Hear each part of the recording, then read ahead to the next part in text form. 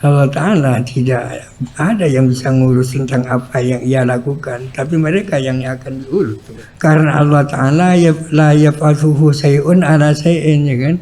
Allah Ta'ala tidak punya kewajiban untuk melakukan yang soleh dan yang aslah, tak kewajiban melakukan apa-apa, bebas Allah Ta'ala melakukan apa saja.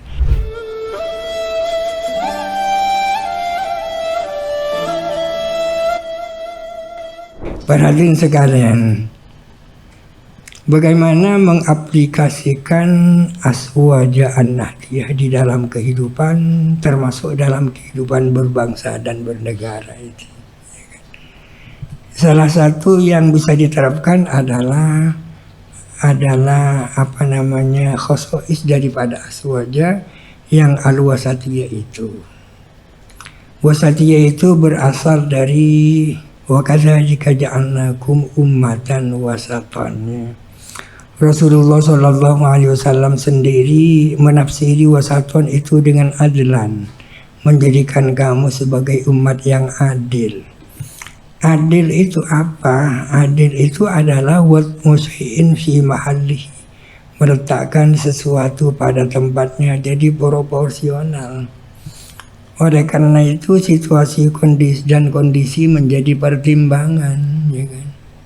Menjadi pertimbangan. Kenapa Indonesia menerima NKRI dengan Pancasila sebagai dasarnya, tak bisa dilepaskan dengan aswaja nahdiyah juga. Itu kan? Kalau kita memaksakan diri dulu ketika para muassis negara ini bertikai menjadi dua kelompok, antara yang menginginkan menjadi negara Islam dan yang ingin menjadikannya sebagai negara sekuler. Kalau otot-ngotot seperti itu tidak melihat kondisi, barangkali NKRI akan belum lahir sampai saat ini. Itu namanya wasatiyah kan, meletakkan sesuatu pada tempatnya. Di dalam Al-Quran dan hadis banyak dalil-dalil itu, dalil-dalil memberlakukan hukum azimah di masa normal dan memberlakukan hukum rukhsah di masa tidak normal, itu namanya adil. Berubahnya hukum dengan sebab perubahan situasi dan kondisi, itu namanya adil kan. Ada pertanyaan, masa bisa berubah hukum? Katanya hukum itu qadim. Menurut Asy'ari hukum Allah ini qadim, ya kan? Kok bisa berubah? Sesuatu yang qadim tidak bisa berubah. Memang yang berubah itu muta'allaqul hukmiyah yang berubah, ya kan? Muta'allaq hukumnya berubah, akan tetapi hukumnya tidak berubah.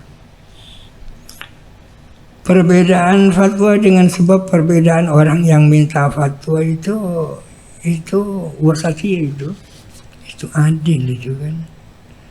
Pertanyaannya sama, akan tetapi yang bertanya kondisinya berbeda sehingga jawabannya berbeda.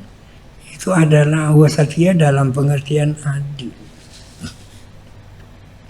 Kalau umat Islam dalam hal ini kaum Nahdiyin rela terhadap pencoretan 7 kata yang disebut dengan Piagam Jakarta, karena kalau tidak akan berakibat fatal, itu juga adil.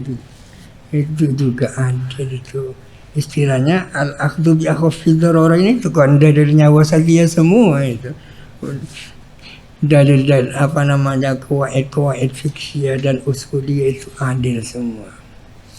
Para hadirin sekalian, ada sedikit perbedaan juga antara Asy'ari dan Maturidi menyangkut maqasidus syariah. Mungkin tidak sama antara Asy'ari dan Asy'ariyah, ya kan. Kalau Abu Zahra mengatakan di dalam kitabnya bahwa Asy'ari ini, konsep Asy'ari tidak ada maqasid itu. Alasannya karena la yus'alu amma yaf'alu wa hum yus'alun, ya kan. Allah Ta'ala tidak ada yang bisa ngurus tentang apa yang ia lakukan, tapi mereka yang akan diurus. Akan tetapi di dalam kitab-kitab Asy'ariyah itu banyak juga maqasidus syariah. Imam Syafi'i juga ada juga. Terutama di dalam kitab burhannya siapa Al-Juwaini, Imamul Harumain, sudah banyak mengupas tentang maqasidus syariah. Demikian pula mustasfanya Al-Wazirati. Akan tetapi Ibnu Subki di dalam Jam'ul Jawami memilih definisi illat dengan mengatakan illat itu adalah wasfun mu'arrifun lil hukmi, suatu sifat yang menandakan adanya hukum.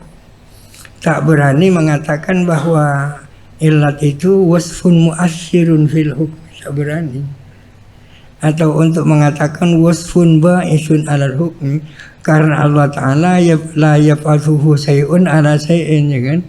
Allah Ta'ala tidak punya kewajiban untuk melakukan yang soleh dan yang aslah, tak kewajiban melakukan apa-apa, bebas Allah Ta'ala melakukan apa saja. Ada kemungkinan ada perkembangan perbedaan antara Asy'ari dan Asy'ari.